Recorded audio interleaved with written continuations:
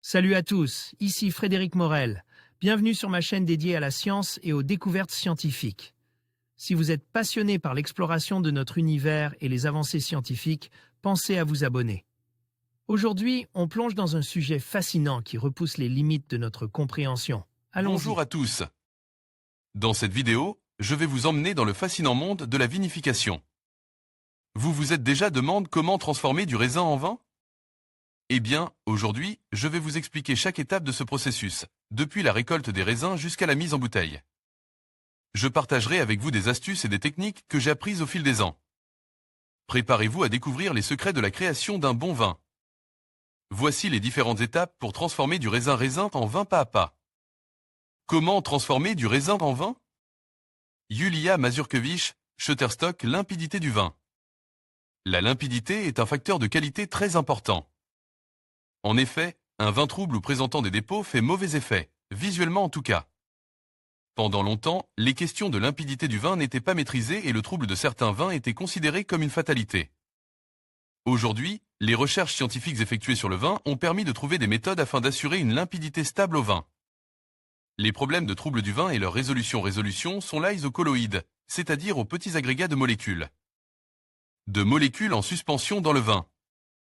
Les mécanismes de trouble des vins débutent par des mécanismes chimiques comme l'oxydation du fer, la réduction du cuivre ou encore la modification des protéines par le tanin ou une température élevée. Les corps alors restent d'abord en suspension dans le vin. Ils flocculent par la suite à cause de divers facteurs. Ainsi, les troubles du vin proviennent de la flocculation de colloïdes. L'élimination des précipités du vin demande beaucoup de précision et d'habilité car il ne faut pas faire d'action trop brutale qui affecterait la qualité du vin. L'alcool est une classe de produits chimiques, il en existe donc plusieurs types. Qu'ils soient destinés à être consommés comme boisson ou utilisés comme produit industriel, sa fabrication est différente. Uniciel et l'Université de Lille 1 nous expliquent, avec le programme Quesaco, les différents procédés. Uniciel, le soutirage pour clarifier le vin. Le soutirage est utilisé fréquemment. Il s'agit de séparer le vin clair de ses dépôts et l'aise. Pour ce faire, on transvase le vin d'un fût à un autre en évitant de prendre les dépôts avec. Ce procédé est en fait une sorte de décantation. Pour favoriser la précipitation des particules indésirables, on utilise un procédé appelé collage.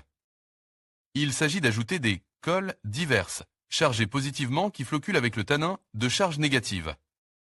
On peut utiliser comme colle du sang de bœuf de fibrine, de la caséine, de la gélatine, de la colle de poisson pour les vins blanc ou du blanc d'œuf frais, utilise pour les vins fins.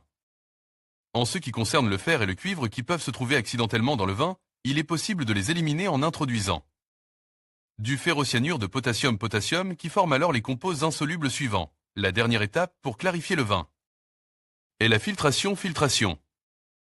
Il s'agit de faire passer le vin à travers des filtres. Les dépôts et les ferments indésirables se déposent alors et sont éliminés du vin. Sulfitage. Le gaz sulfureux ou anhydride sulfureux, SO2, est employé depuis longtemps dans la vinification. C'est un antiseptique très efficace. Il tue les bactéries, les divers champignons et les germes de maladies du vin. Il a également une action bénéfique sur le mou. En effet, un mou traite est plus riche en alcool, en saveur et en couleur.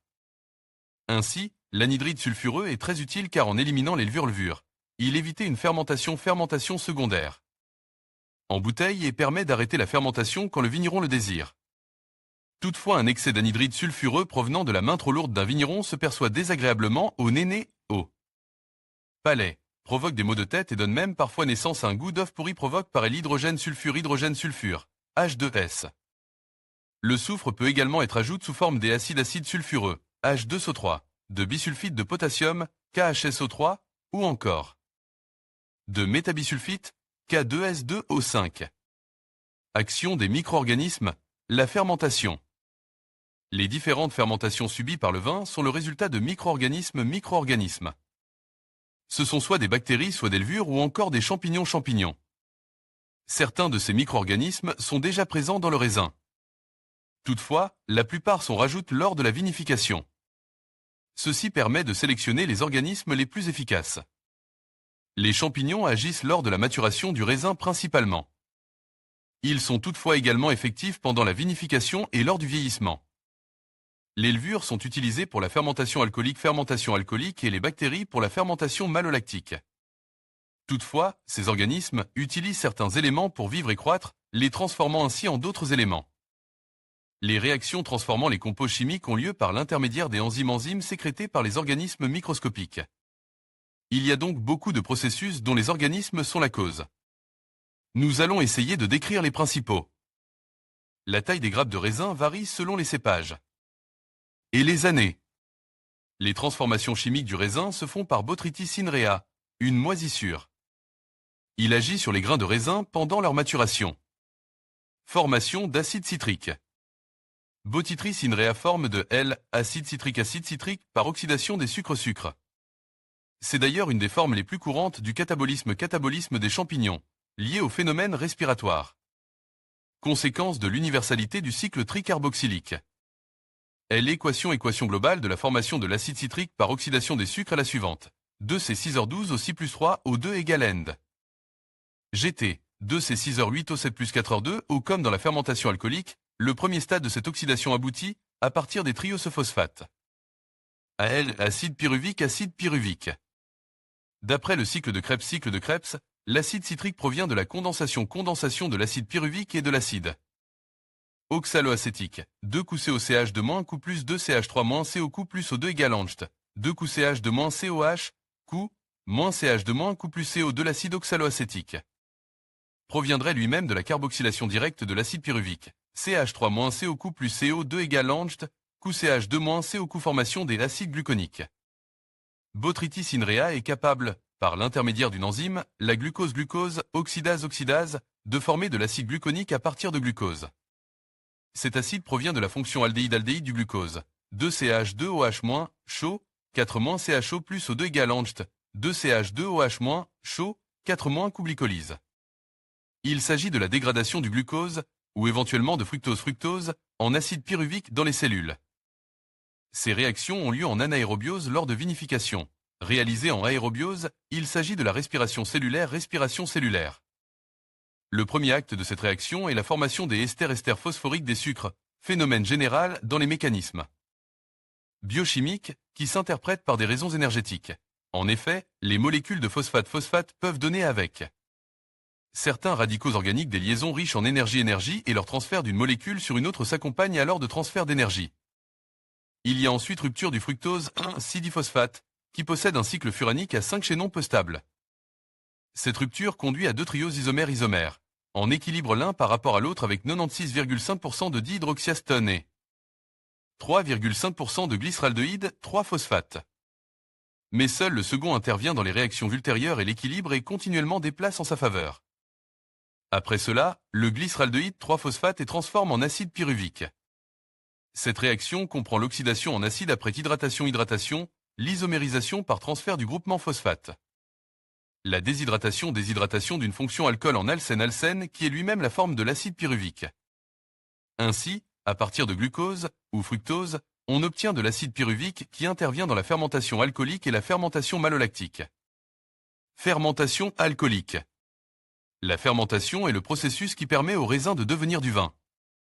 Cette transformation se fait à l'aide de levures, Saccharomyces cerevisia ellipsoidus ou levure de bière.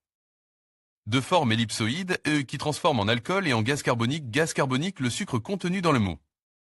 Ceci se fait selon l'équation de Gay-Lussac, ci-dessous, C6H12 au 6 égale Angst, 2C2H5OH plus 2CO, 2 glucose égale Angst, alcool éthylique plus. Gaz carbonique toutefois, il y a également d'autres éléments qui apparaissent au cours de la fermentation alcoolique comme le glycérol. Glycérol, des acides succiniques ou encore des acides volatiles pour ne citer que les principaux. En fait, en analysant plus profondément, la fermentation alcoolique est très complexe. La fermentation a lieu, dans tous les cas, en anaérobiose. En effet, en présence des oxygènes, ce serait la respiration cellulaire normale qui se produirait. Il y a tout d'abord un phénomène appelé glycolyse qui a lieu. C'est le premier acte de la fermentation alcoolique. L'acide pyruvique qui est alors apparu est 2-carboxyle sous forme d'aldéhyde acétique, ou acétaldéhyde ou éthanal, lui. Même réduit en alcool éthylique. Cette réaction est réalisée par la forme réduite du NAD qui apparaît au cours de l'oxydation du glycéraldéhyde 3-phosphate. Les deux réactions correspondantes sont donc couplées. Elles constituent une oxydoréduction. On comprend alors la nécessité de la redooxydation de NAD2. S'il n'en était pas ainsi, la glycolyse dès que tout le NAD présent dans la cellule aurait été réduit. Le bilan énergétique de la fermentation alcoolique est identique à celui de la glycolyse, soit 2 ATP forme pour une molécule de sucre dégradé. Le bilan de la fermentation de la levure s'écrit C6H12 aussi plus 2 ADP plus 2H3 PO4 égale Angst, 2CH3 moins CH2 OH plus 2CO2 plus 2 ATP plus 2 heures. 2O sur le plan énergétique, la variation d'énergie libre de la transformation chimique d'une molécule de glucose en CO2 et éthanol. Et de moins 40 kcal. L'énergie de formation d'une liaison ATP étant de 7,3 kcal, sur les 40 kcal libérées 14,6 sont utilisées par les cellules de levure pour assurer leur fonction vitale, en particulier leur multiplication. La différence, soit 25,4 kcal, est libérée sous forme de chaleur-chaleur et provoque l'échauffement des cuves de vinification. C'est pour cela que les vignerons doivent utiliser des dispositifs de refroidissement lors de la fermentation alcoolique. En effet, une température excessive peut provoquer une perte des arômes du vin ou encore, plus simplement, l'arrêt de la fermentation. Car les levures sécrètent, au-dessus de 32 degrés, des toxiques qu'elles ne supportent pas. Comme décrit plus haut, de nombreux éléments secondaires sont issus de l'intervention des levures. Ainsi, la fermentation de 180 g de sucre de raisin donne les produits suivants. Gaz carbonique CO 283,6 g, alcool éthylique. CH3 CH2 OH 87,4 g, alcool supérieur 0,4 g, glycérol CH2 OH CH2 OH 6 g, 2,3 butanédiol CH3 chaud CH3 0,5 g. Acide succinique QCH2 CH2 Q 0,8 g, acide lactique CH3 chaud Q 0,3 g, acétaldéhyde CH3 CHO 0,1 g, cellule de levure 1 g. Le mou de raisin contient entre 150 et 250 g par litre de sucre fermenté cible. Le degré d'alcool se déterminait comme cela. 1 degré d'alcool pour 17 g par litre de sucre pour les vins blancs et 1 degré pour 18 g par litre pour les vins rouges. Ainsi, un mou contenant 150 g par litre de sucre donnera un vin ayant un taux d'alcool d'environ 8 degrés. À l'oppose, d'un mou contenant 250 g par litre de sucre résultera un vin titrant à environ 14 degrés. Pour cette raison, un vin ne dépassera naturellement jamais les 14 degrés voire les 15 degrés au maximum. Les vins dépassant ce degré d'alcool sont donc obtenus par ajout d'alcool. La fermentation est un phénomène utilisé depuis très longtemps. Il a toutefois fallu attendre 1857 pour que Pasteur démontrait que la fermentation était due à des organismes vivants, les levures, et non simplement à la volonté de Dieu. Formation d'alcool supérieur. Le jus de raisin contient environ 2 g par litre de substances azotées constituées principalement par des acides amines et des protéines. Elles sont utilisées en partie pour la croissance des levures. Pendant leur croissance, ces dernières produisent un remaniement profond des acides amines qui se produit par la production d'alcool supérieur. Nous allons donner comme exemple de biosynthèse des alcools supérieurs à partir d'acides amines, la formation de tyrosol à partir de tyrosine. La biosynthèse de certains alcools supérieurs se fait toutefois sans l'intervention d'acides amines. Voici comme exemple le processus de formation d'alcool N-propylique ou propanol 1. Il résulte donc de l'intervention des organismes. La présence d'alcool supérieur dans le vin. Certains de ces alcools sont perceptibles et peuvent donc influencer le goût du vin. La production d'alcool supérieur dépend de la souche de levure et des conditions de milieu et d'aération. Formation de glycérol. Il se produit ce qu'on appelle la fermentation glycéropyruvique. Il s'agit de la dégradation de sucre en acide pyruvique et en glycérol. L'équation s'écrit alors C6H12 aussi égale Angst, CH2OH CH2 OH plus CH3 moins CO. Le sucre se décompose tout d'abord en glycéraldéhyde, moins 3-phosphate et en dihydroxyacétone phosphate. La glycéraldéhyde 3-phosphate se transforme ensuite en acide phospho 3-glycérique puis, par glycolyse, en acide pyruvique. Le dihydroxyacétone phosphate, quant à lui, se transforme en glycéro 3-phosphate puis en glycérol selon l'équation suivante, lors de cette transformation, des molécules de H2O se transforment en H3PO4. Formation de corps secondaires. Comme décrit auparavant, il y a de nombreux corps secondaires qui se forment lors de la fermentation. Nous allons ici présenter de façon simplifiée la formation de certains de ces corps, soit de l'acide succinique et du butanédiol 2. 3 formations d'acide succinique, 5CH3- CHO plus 2R2O égale Angst, CH2-CH2- Q plus 3 CH3-CH2OH formation de butanédiol-2,3. CH3-CHO plus CH3-CH2OH égale Angst. CH3- CH3 ces deux corps sont donc formes à partir d'éthanal ou acétaldéhyde. Ces équations décrivent globalement la formation des produits secondaires mais ne tiennent toutefois pas compte des produits intermédiaires. Fermentation malolactique. Il s'agit de la dégradation de l'acide malique en acide lactique et en gaz carbonique sous l'action de bactéries spéciales. Cette fermentation a donc pour résultat la désacidification biologique du vin, puisque le taux d'acide malique se trouve réduit. Ainsi, ce processus, s'il est bien contrôlé, est utile pour les vins verts, c'est-à-dire les vins provenant de vendanges pas suffisamment mûrs qui contiennent donc un taux d'acide trop élevé, comme en Suisse ou en Alsace. On en profite même pour mettre certains vins en bouteille juste après le phénomène afin qu'ils gardent conserve un très léger pétillement. Dû au gaz carbonique, Gaillac Perle, Crépi, vin du Valais, vin vert du Portugal. Cette fermentation malolactique sert également à stabiliser le vin. Après la fermentation principale, lorsque les sucres ont disparu, l'acide malique restant est le principal facteur d'instabilité car il peut être fermente par les bactéries. C'est pour cette raison qu'on cherche à provoquer cette fermentation avant la commercialisation du vin. Cette opération n'est toutefois pas utilisée partout de façon volontaire. En effet, effectuée sur un vin ayant une acidité normale, elle serait nuisible au bouquet. D'autre part, le vigneron doit faire attention à ce que cette fermentation ne fasse pas naître dans le vin une saveur d'acide lactique, qui serait perceptible lors de la dégustation. Globalement, l'équation chimique pourrait s'écrire comme suit. QCH2- Choku égale Angst, CO2 plus CH3- Choku. Acide malique, acide lactique. Mais en réalité, les mécanismes biochimiques qui interviennent dans ces transformations ne sont pas définitivement élucidés. On connaît depuis longtemps deux enzymes, la malicodéshydrogenase et l'enzyme malique, qui possèdent la propriété de dégrader l'acide malique. Si l'intervention dans la fermentation malolactique de la malicodéshydrogenase a toujours été exclue, on a suppose pendant longtemps que l'enzyme malique était impliquée dans cette fermentation, ce qui suppose le passage par l'acide pyruvique et l'intervention de la lacticodéshydrogenase puisque cette enzyme malique assure exclusivement la transformation de l'acide malique en acide pyruvique.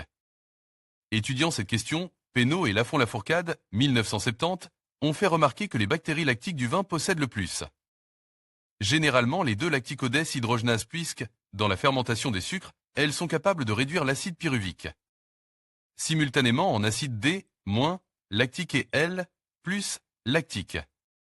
Or la fermentation malolactique conduit exclusivement à l'acide L plus lactique. Ces faits indiquent que l'acide pyruvique n'est pas un intermédiaire ou tout au moins que les lacticodéshydrogenases ne sont pas impliquées dans la fermentation malolactique, ce n'est donc pas cette enzyme malique qui est responsable de la fermentation malolactique. Plus récemment, il a été démontré l'existence d'une autre enzyme agissant dans cette réaction, Lonvaux 1975. Cette enzyme étant hélas moins bien connue, il ne nous a pas été possible de trouver une formule ni un autre nom que l'enzyme malolactique. Cette enzyme est très active en milieu acide et n'est pas inhibée en présence d'une grande quantité de glucose. Elle transforme directement l'acide malique en acide lactique. Les étapes intermédiaires éventuelles ne sont actuellement pas connues. Il est possible qu'il s'agisse d'une simple decarboxylation, bien que ce soit une réaction peu fréquentée en biochimie. Biochimie à partir d'un acide hydroxyle. Il a également été formulé comme hypothèse, Ribro-Gueillon, Pénaud et Sudreau 1975, que l'acide pyruvique est un intermédiaire mais qu'il reste fixe sur la surface protéinique de l'enzyme où il est réduit en acide lactique par l'enzyme malolactique elle-même. La non-intervention des lacticodéshydrogenases serait donc expliquée ainsi que la stéréospécificité de la réaction, donc la production exclusive d'acide L plus lactique. On sait que la réaction de transformation de l'acide malique en acide lactique ne libérait pas d'énergie utilisable chimiquement. Elle ne sert donc aux cellules bactériennes ni à la croissance ni à la reproduction. Ce n'est donc pas une véritable fermentation. Cette réaction ne peut donc être expliquée qu'en admettant l'utilisation d'autres éléments du vin par les bactéries. Dégradation de l'acide citrique. Les bactéries lactiques dégradent l'acide citrique en formant de l'acidité volatile. Cette dégradation se fait souvent en accompagnement de la fermentation malolactique. Une molécule d'acide citrique donne 1,2 à 1,5 molécules d'acide acétique, une très petite quantité d'acide lactique et 0,2 à 0,3 molécules de corps acétoniques, butanédiol 2,3 et acétoine. Le mécanisme commence par la rupture de l'acide citrique en acide oxaloacétique et acide acétique. Le premier est ensuite de carboxyle en acide pyruvique qui est lui-même à l'origine de l'acide lactique d'une part et des corps acétoniques d'autre part. Cet acide pyruvique peut former également de l'acide acétique, par l'intermédiaire de l'acétylcoenzyme avec production d'une molécule de CO2 ou éventuellement des acides formiques. En conclusion, transformer du raisin en vin est un processus fascinant qui allie tradition et savoir-faire. En suivant les étapes essentielles, de la récolte des raisins à la fermentation, puis à l'élevage et à la mise en bouteille, vous pouvez créer un vin qui reflète votre passion et votre créativité. Que vous soyez amateur ou aspirant vigneron, n'oubliez pas que chaque bouteille raconte une histoire unique. Alors, lancez-vous dans cette aventure vinicole et savourez le fruit de votre travail. Merci de nous avoir suivis et à bientôt pour de nouvelles découvertes.